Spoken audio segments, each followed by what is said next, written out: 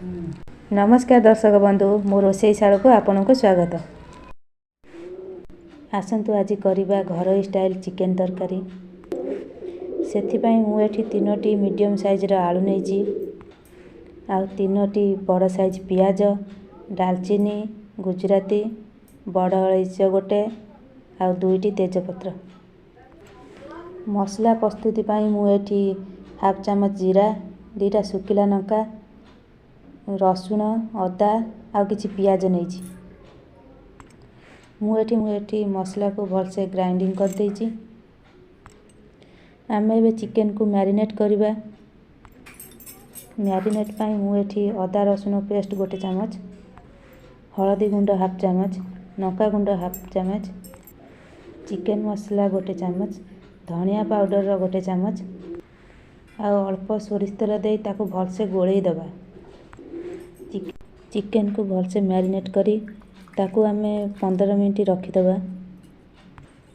एबे आमे मसला रे पकेबा पई 1 चामच लूण, हाफ चामच चिकेन मसला, 1 चामच काश्मीरी लंका गुंडी, 1 चामच धनिया पाउडर आउ आधा चामच हळदी गुंड नेछि। तरकारी रे दबा पई मु एठी गरम पानी करी नेछि। गरम पानी देले तरकारी रो स्वाद बढ़ी जाए। चलंतु आमे एबे कड़ा को गरम करिबा। देखंतु कड़ा गरम हेलानी। एबे आमे सेथिरे किछि सोरिष तेल देई देबा। तेल टिके गरम होई आसले आमे सेथिरे आलू पकेई देबा। आलू को आमे भलसे भाजीबा। देखंतु आलू हमर होई गलानी। एबे आमे आलू को गोटे जगह रे काढी देबा।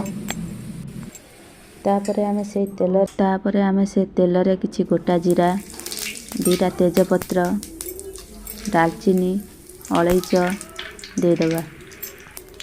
ताको भलसे टिके गोळेई देबा। तापरे आमे सेथिरे काटिकी रखिथिबा पियाज दे देबा। पियाज गोल्डन ब्राउन होला पर्यंत आमे ताको भाजीबा।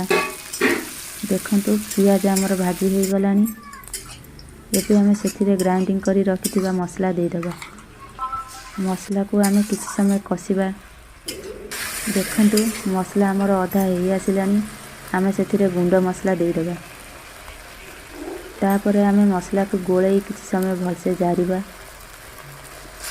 एई स्टेज रे आमे काटिकी रखिथिबा गोटे मीडियम साइज रो टमाटो दे देबा। देखंतु मसलाटा हमर हेई गलानी। तापरे आमे सेथिरे चिकेन पकेई देबा। चिकेन को भलसे गोळेई ताको आमे किछि समय घोरेई की छाडी देबा। तापरे आमे घोरणी काढी चिकेन को भलसे कसिबा।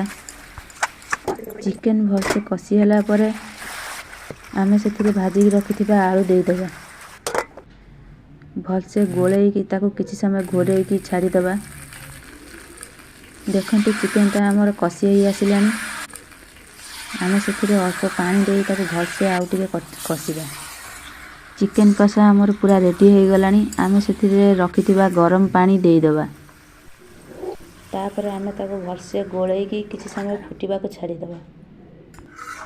देखंतु चिकेन हमर पूरा रेडी हो गलानी। आमे एबे सेथिरे 1 चामच गरम मसला आ किछि धनिया पत्र देई देबा। जदि आपण मानकु मो भिडियोटी भलो लागिथिबो ताहले लाइक, शेयर, सब्सक्राइब निश्चय करिवे। रहिली नमस्कार। पुणी देखा हबो नेक्स्ट वीडियो रे।